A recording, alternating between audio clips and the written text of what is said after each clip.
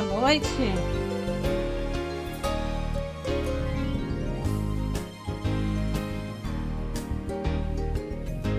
Seu áudio, Fábio. Perdão, perdão. Muito boa noite a todos. Eu estava falando que, enfim, chegou a nossa semana, né? Pareciam longas semanas aí que nunca chegavam aí para nós termos o nosso encontro aqui, o nosso pequeno grupo online. E nós ficamos muito felizes, né, Drica? Por ter mais um ano de vida, mais um ano que Deus nos concede e mais um ano aí que a gente vai contar aí com a presença de todos vocês e ainda de outros que virão aí no decorrer desse ano, né? Então, já de cara, acho que nós temos que expressar a nossa gratidão a Deus pela vida e gratidão a Deus pela oportunidade de estarmos aqui, não é mesmo, Drica? Com certeza, Fábio. É, E as músicas que eu escolhi para nós ouvirmos até agora, né, inicialmente, foi proposital. A primeira ali foi Agradeço, né? Porque Deus abençoou-nos no ano 2023. Vimos tantas vitórias aqui relatadas no grupo, né? E também a música Quão Bom e Quão Maravilhoso é que os irmãos vivem em união. Apesar de não podermos estar apertando as mãos dos irmãos, mas a gente sente falta, né? Mesmo online, a gente tem esse privilégio de estar juntos e aqui unidos em oração. isso aí. E nós temos que agradecer a você que deixa e abre as suas portas aí nessas terças-feiras, né? Abre aí através da imagem, né? Através do som e nos permite chegar até você, até o seu coração. E, na verdade, é mais uma ferramenta, eu creio nisso, de Deus, para falar conosco aí nesse período da semana, nas noites de terça-feira. Então, louvado seja o Senhor por você ter escutado a voz do Espírito Santo e ter entrado aí, estar conosco, você que ainda vai assistir, de repente, essa gravação que ficará aí na internet. A você também, o nosso grande abraço, é a nossa demonstração de felicidade de poder estar contribuindo com esses momentos. Muito bem, Drica. Você colocou lá no grupo que nós teríamos aí algumas, pelo menos uma novidade aí, né, para o grupo aí, né? E é uma novidade É, aí a respeito do nosso encontro, né, Drica? O que você tem de novidade sim. aí? Bom, eu vou dizer que é uma revelação, Fábio. Uma revelação? Minha nossa, Revelação. mas hoje em dia se fala muito em revelação, né? E Deus revelou e Sim, Deus hoje em revelou. dia faz-se uma festa para revelar o sexo do bebê, se é menino, se é menina, e a revelação de amigo secreto, e nós também temos uma revelação a fazer. Isso mesmo. Na verdade, não é nós, né? Na verdade, Deus sempre quis revelar aos seus filhos tudo o que vai acontecer. Quando a gente está falando aqui em revelação, é óbvio que a gente está falando de profecia, né? Na Bíblia tem muitos textos, principalmente dois livros em especial, que é o livro de Daniel e o livro de Apocalipse, né? Apocalipse até o seu próprio nome já diz, né? Revelação. E quando você vai a Apocalipse capítulo 1, verso 1, diz lá o quê? Revelações de Jesus Cristo, né? Ou seja, são palavras que Jesus, que Deus quer nos revelar a respeito do nosso futuro. Então, se você se interessa pelo futuro, se você quer entender essas revelações, essas profecias, essa é a nossa novidade, né, Drico? Que a partir de terça-feira que vem, pelo menos esse é o nosso plano, acreditamos que é o plano de Deus também, né? Que a partir de terça-feira que vem a gente esteja estudando alguns textos. Se quiser jogar a imagem aí, pode jogar agora, Drico. Eu vou falando aí, você pode Tentando, jogar a que não imagem. está abrindo, agora vai, agora vai. Tá bom. É, e nós vamos ter aí uma pessoa, um irmão nosso, que o nome dele é Claudinei, e ele vai estar aí conosco aí, conduzindo esses estudos aí nas próximas terças-feiras, aí começar na semana que vem, tá bom? Então tá aí o convitinho, você pode participar, você pode de repente fazer o convite a alguém e estar junto aí conosco aí estudando essas revelações, né? Tanto do Apocalipse, mas também vamos ter alguns textos lá do livro de Daniel também aí. tá bom? Então fica aí o nosso convite para que a partir de terça-feira que vem a gente tenha esse foco de estudo aí, tá bom, meu povo? É isso aí. Bem, eu queria compartilhar com vocês hoje uma reflexão e eu queria começar dizendo que trabalhar com o Espírito Santo é algo assim que abala a gente, que chacoalha a gente, porque eu estava muito tranquilo com relação a esse nosso encontro, porque eu já tinha uma mensagem preparada. E uma mensagem que eu já tinha estudado, uma mensagem que está já aqui, ó, datilografadazinha, bem tranquilinho, e uma mensagem muito bonita, que fala a respeito do momento de Jesus no Getsemane, que nos traz preciosas lições, e eu queria, esse era o plano, de compartilhar isso com vocês. Mas eu tomando banho aqui para me preparar para esse encontro, e no banho, o Espírito Santo me trabalhou e me fez eu escrever, eu não sei se dá para ver, mas mesmo que você consiga ver, você não vai entender nada, porque é a minha letra, e a minha letra nem eu mesmo muitas vezes não entendo. E aqui eu separei, é, através aí de uma inspiração, alguns textos, algumas passagens bíblicas, algumas histórias que provavelmente todas elas você conhece, mas porque eu tenho uma mensagem aqui que o começo dela é um pouco desafiador e talvez até desanimador, mas ainda bem que ela não acaba só com um princípio. Ainda bem que ela tem um fim. E ela se baseia em palavras de Jesus aos seus discípulos, justamente um pouco antes do momento do Getsemane, que eu pretendia explanar aqui com vocês e trabalhar em cima desse tema. É um momento que antecede um pouquinho o momento do Getsemane. É quando Jesus está se preparando realmente para a sua partida, porque ele sabe o que está para acontecer, que é a sua crucificação, né? E ele está dando as últimas instruções para os seus discípulos. E ao contrário do que muita gente hoje prega, de que muita gente hoje trabalha em cima, Jesus vem falando algo que é, vamos dizer assim, inesperado a muitos que se dizem cristão.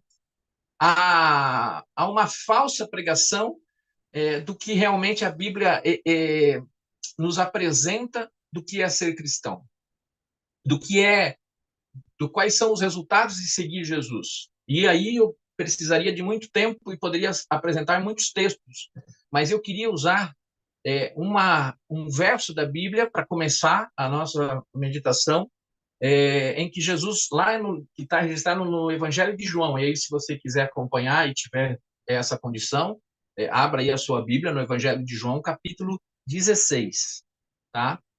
No último verso desse capítulo é a fala de Jesus aos seus discípulos, naquele momento, como eu te falei, que antecede um pouquinho o momento de Getsemane. E quando ele está falando com os seus discípulos, ele diz uma coisa, você conhece o final desse verso, do verso 33, João 16, verso 33. Ele diz assim, ó: estas coisas eu vos tenho dito, para que tenhais paz em mim. Ou seja, ele está falando assim para os discípulos, olha, tudo que eu tenho revelado a vocês, tudo que eu tenho mostrado a vocês, é para que vocês continuem a sua vida aqui, continue o ministério de vocês tendo paz em vossos corações. Tudo que eu estou revelando para vocês é para que vocês se mantenham em paz. Ou seja, Jesus já está mostrando para nós aqui que a vida dos seus discípulos, depois da sua morte, não ia ser algo fácil. Porque se ele fala assim, olha, vocês precisam buscar paz, é porque eles iam ter o que em suas vidas? Tormentos, dificuldades, lutas. E ele continua então o verso, que a parte do verso que é a mais conhecida no nosso meio. E ele diz assim, ó: no mundo vocês vão ter aflições, mas tenham bom ânimo, porque eu venci o mundo. Você compreende? A parte talvez difícil dessa mensagem são as primeiras palavras aqui de Jesus nessa parte final do verso. No mundo tereis aflições. Ei, eu sei que o 2023 para você foi talvez um ano de aflições. Para mim foi. Foram várias cirurgias.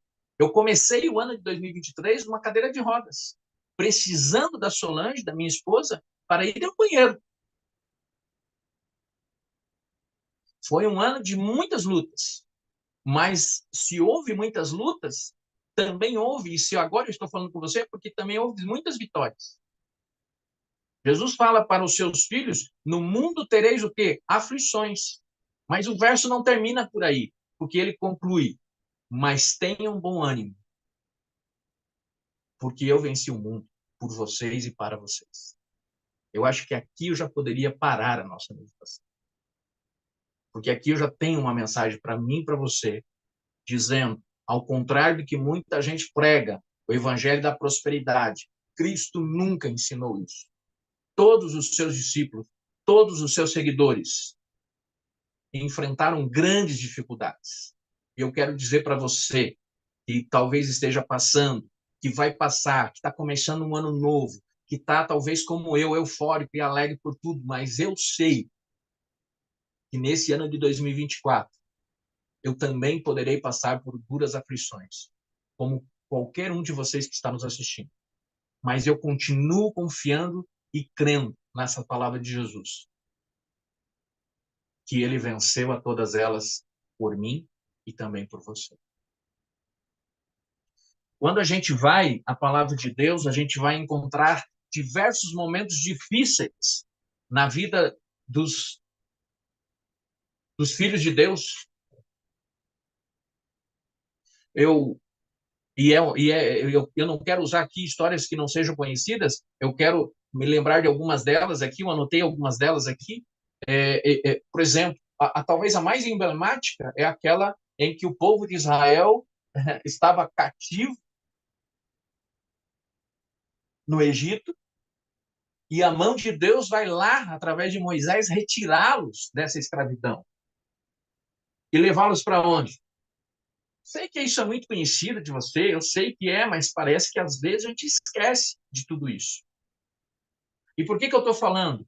Porque tem uma frase de uma escritora norte-americana chamada Ellen White, que ela diz assim, ó, nada temos que temer quanto ao futuro, a não ser que nos esqueçamos de como Deus nos conduziu no passado. Você consegue compreender essa frase? Muitas vezes, no domingo, no último domingo, agora lá na igreja, para quem teve a oportunidade de estar lá, a reflexão foi sobre ansiedade. E às vezes nós criamos grande ansiedade, porque a ansiedade é o quê? É a dúvida, é a incerteza quanto ao futuro. E você se torna ansioso, porque você não sabe. E você se preocupa com o dia de amanhã, com o outro, com a próxima hora.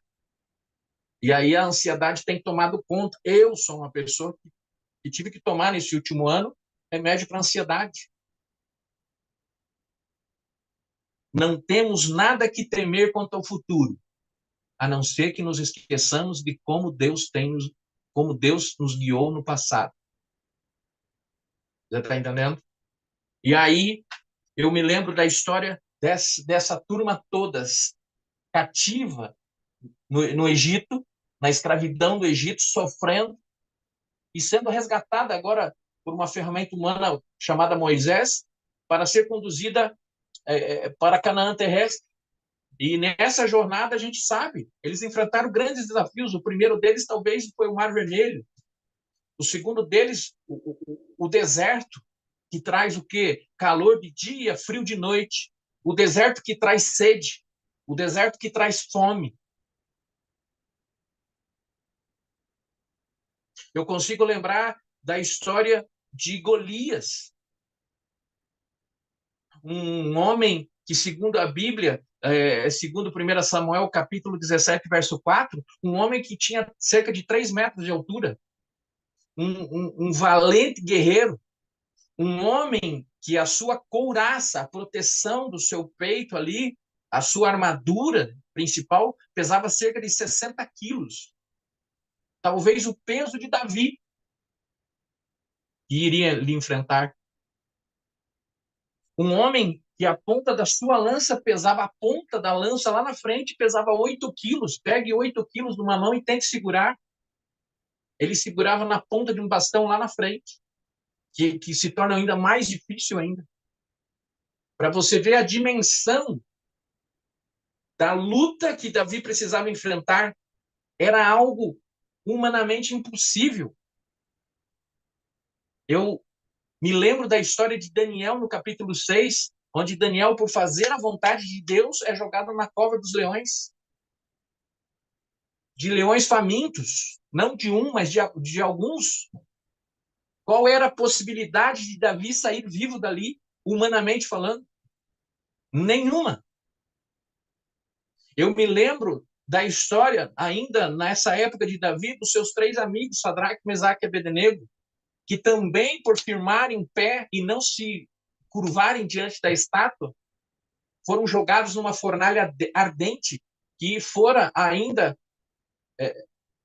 o rei tomado ali pelo ódio, ainda que mandou acrescentar mais e mais fogo, onde chegou ao ponto de que as pessoas que foram, os soldados que foram jogar eles dentro da fornalha, eles próprios morreram com o calor próximo à boca.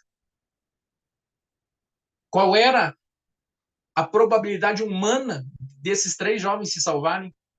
Nenhuma. Olha o tamanho da batalha que eles enfrentaram. Eu me lembro de quando aquele povo que eu acabei de comentar, que estava sendo conduzido pelo deserto e agora já chega próximo a entrar em Canaã, se depara depois do Rio Jordão com uma cidade fortificada que fazia e estava entre eles e Canaã. Para eles chegarem a Canaã, eles tinham que atravessar, eles tinham que vencer aquela cidade que se chama a cidade de Jericó, que tinha as suas muralhas fortificadas ao ponto de, em cima da muralha, poder ter uma casa. Qual era a probabilidade daquele povo, sem canhão, sem nada, apenas com trombetas e gritos, vencerem tal muralha? Qual é a probabilidade humana de vencer tal desafio? Eu vejo aqui na palavra de Deus a Gideão, que com o seu povo era humilhado pelos midianitas ano após ano, colheita após colheita, por um povo mais numeroso, por um povo mais forte, que vinha todos os anos e saqueava as plantações deles. E quando Deus o chama para a batalha, ele fala o quê? Eu sou um menor da minha família, eu não tenho condições nenhuma. E o exército, se você vai lá a Juízes capítulo 6, perdão, a Juízes capítulo 6, vai ter essa história, você vai ver que o exército que veio contra ele era de 135 mil soldados. 135 mil soldados. Isso está em Juízes capítulo 8, verso 10, eu anotei aqui. 135 mil soldados. Sabe quantos homens Deus permitiu que Gideão levasse para a guerra? Ele reuniu 35 mil. Ele foi lá e reuniu 35 mil. E Deus excluiu 34.700 e falou: você vai com 300. 300 homens você vai à batalha. Conta 135 mil. Qual é a probabilidade humana de 300 homens ganharem de 135 mil? E sabe o que esses 300 homens levavam em suas mãos?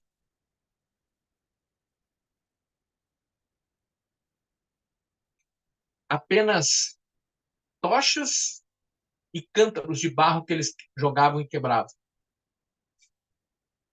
Qual é a probabilidade humana? Nenhuma.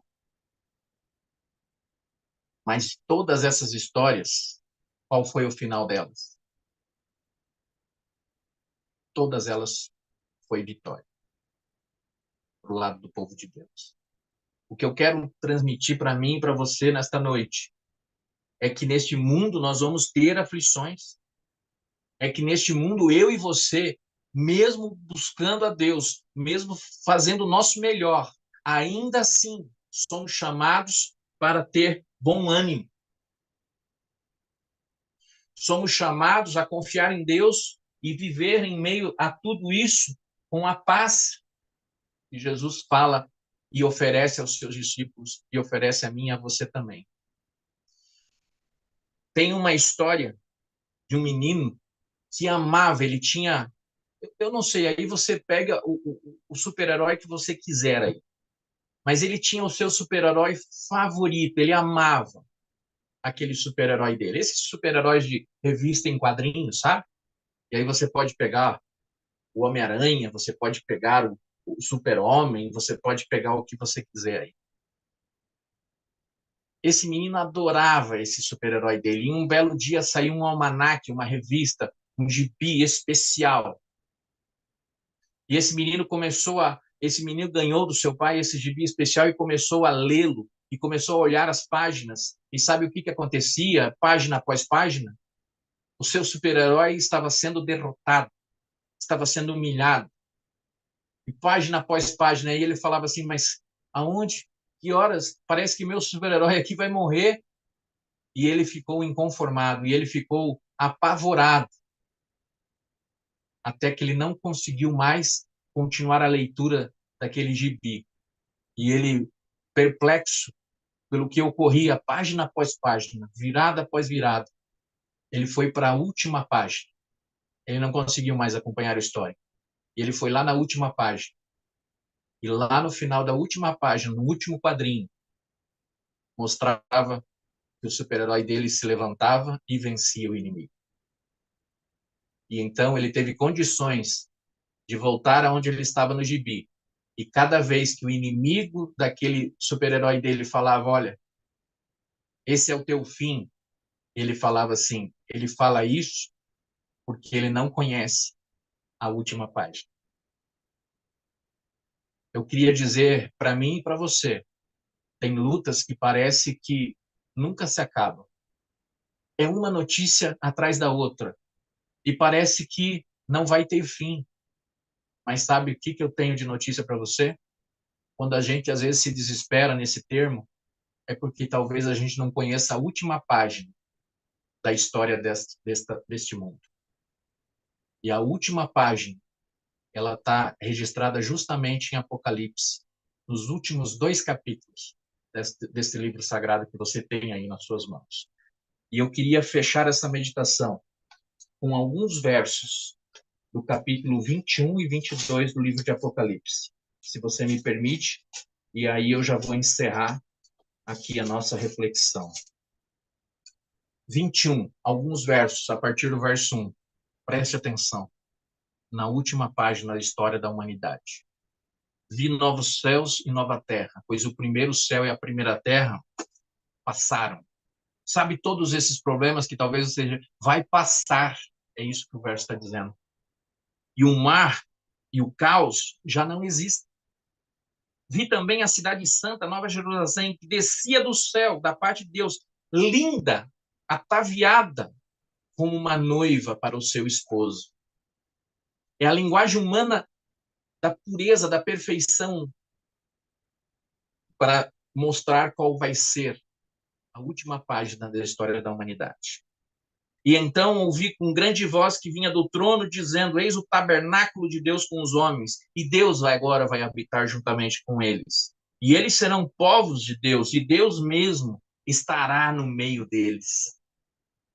Ele lhes enxugará dos olhos toda lágrima, e a morte já não vai existir. E essas lutas ferrenhas que eu e você passamos, acabam. Porque as primeiras coisas já passaram. E aquele que está sentado no trono disse, eis que faço novas todas as coisas. Verso 6, perdão, final do verso 5 diz assim, escreve, porque estas coisas são fiéis e verdadeiras. Verso 6, disse-me ainda, tudo está feito, eu sou o alfa, o ômega, o princípio e o fim. Eu a quem tem sede darei de graça da fonte da água da vida. E eu finalizo com o capítulo 22, do verso 12 ao verso 14, que diz assim, Eis que venho sem demora. E comigo está o galardão que tenho para retribuir a cada um segundo as suas obras. Eu sou o Alfa, eu sou o Ômega, o primeiro e o último, o princípio e o fim. Verso 14. Bem-aventurado aqueles que lavam as suas vestiduras no sangue do Cordeiro, para que lhes assista o direito da árvore da vida e entrem na cidade pelas portas. Com esses lindos versos, eu encerro a meditação de hoje dizendo, para mim e para você, o mar vermelho se abriu. O calor do dia foi atenuado pelas nuvens. O frio da noite pela coluna de fogo. A fome foi aniquilada pelo maná. A sede pela água da rocha. As muralhas caíram. Sabe como? Com grito e som de trombetas. Isso nos mostra que o céu está atento quando seus filhos louvam e clamam por ele. O anjo acompanhou Daniel, assim como os 3 amigos. E eu finalizaria com a última palavra. Esse mesmo anjo acompanha a mim e a você em todos os nossos momentos da nossa vida. Que Deus nos abençoe. Que vençamos 2024 assim como vencemos 2023. Não se turbe o vosso coração. Credes em Deus, credes também em mim. Na casa do meu pai há muitas moradas, porque se não fosse assim eu não vou teria dito, pois eu vou, e quando eu for eu voltarei, para os buscar, porque onde eu estou, eu quero que vós também estejais. Que Deus abençoe a todos, em nome do Senhor Jesus. Amém. Feche seus olhos. Santo Deus, amado e querido Pai que habita nos altos céus.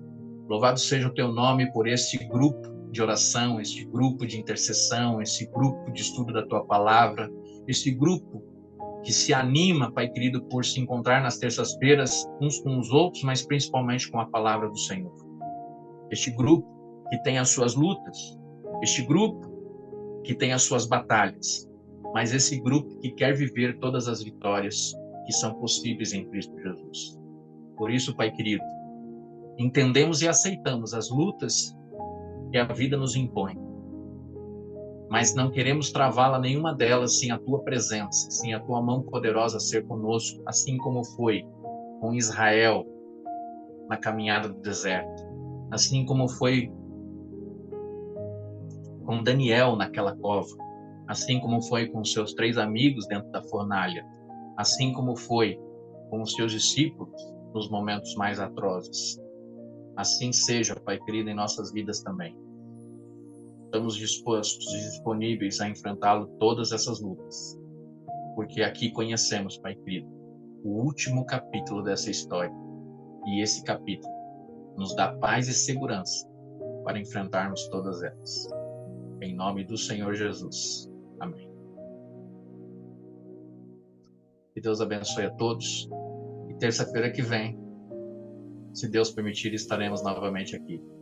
Muito obrigado a vocês do YouTube, a vocês que nos apoiaram aí através da sua participação. Até mais.